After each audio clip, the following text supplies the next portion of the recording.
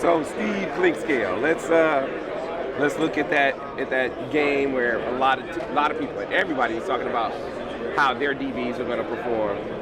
Looking at your DBs and their performance against Alabama, take me through that game from your perspective. Well, I think we honed in on, what they were really good at. They're really, really fast receivers. You look at their track times, they're all 10.6 or sub-fast, like 10.4, 10.5 guys. So we knew we had that challenge with the speed. We just felt that, we could still cover them, use our technique, do different things to change up the picture for the quarterback, give him different looks. At the end of the day, it's the guy with the ball. The guy being able to throw the ball to the receivers and put them in the right position. We felt that we could mix it up a little bit on them and challenge them when we need to challenge them, but be physical on them, that we could set the tone. And you can see that as the game went on, that they were, not throwing the ball as much. They started running the ball at the quarterback, and then we had to come up and make some key tackles on him and give us a chance to win at the end. Yeah, big challenge last week, another huge challenge this week, but it feels like similar to challenges you faced before, like against Ohio State this year and in past years. Tell me about this wide receiver crew you're about to face. Well, this year, this is by far the most complete group. They run every route in the route tree. They catch the ball extremely well. It's probably the thing I see the most that they do better than anybody else we've seen. Their concentration on catching the ball downfield, adjusting to the quarterback, the back shoulder passes and everything like that. They do a really good job with that. They know where he's going with the ball. They know why he's going there. Their execution is top notch, and so we got a huge challenge in front of us. We got to do our job to be fundamentally sound. Proper technique, proper eye control. Finish on the ball.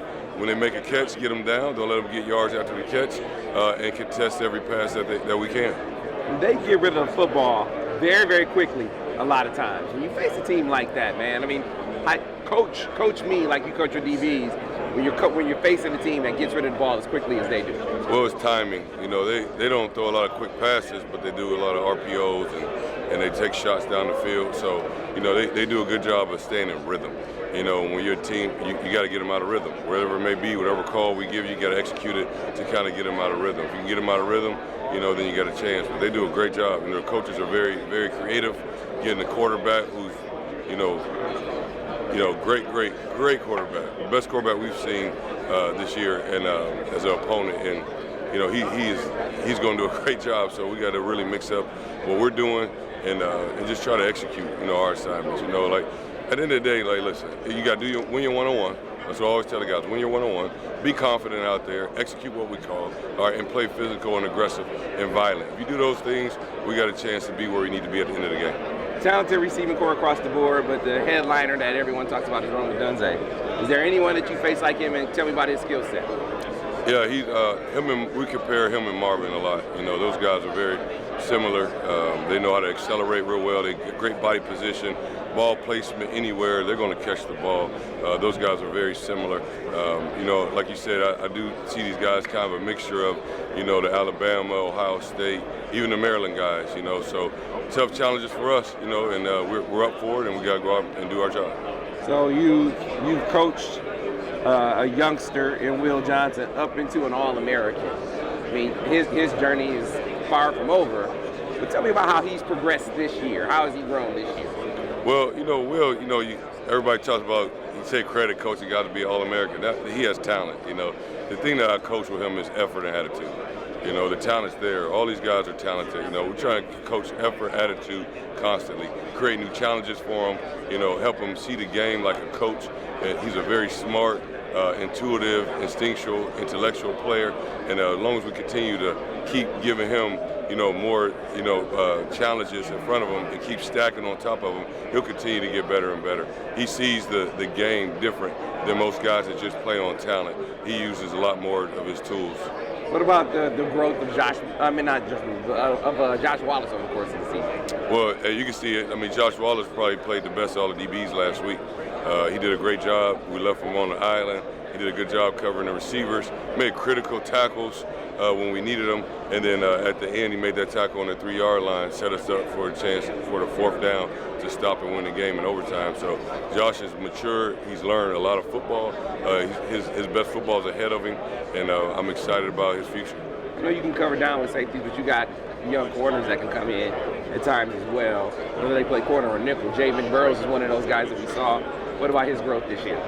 Jaden's really played a tremendous role in our success in the last 4 or 5 games.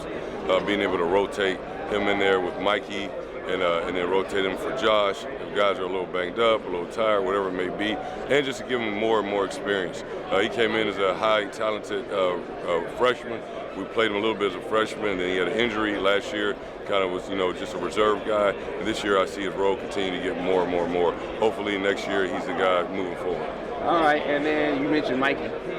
He can play everything, man, and I got to give you credit. I haven't done this on camera, but I got to give you credit because when you wind the tape before last season, before the 2022 season, you were like, hey, man, this guy is about to be a big-time player. And I remember thinking, man, we aren't even doing an interview, we're just talking. But you said it, and it was prophetic because he actually turned into that big-time player you said he was going to be. Yeah, he's a student of the game. The thing about Mikey, like I said, his effort and his challenging himself to be a better leader week in and week out is why this defense continues to elevate. He steps up the bar, brings everybody with him. If he's kind of having a tough game, everybody elevates around him. He's the definition of what you want as a leader, as a teammate, as a brother. And I think that with his talent and his work ethic and his upbringing from his parents, and him being humble and saying, I just want to be the best at it and work at it, actually work at it, not just speak of it, is what's made him evolve to be the player that he is right now.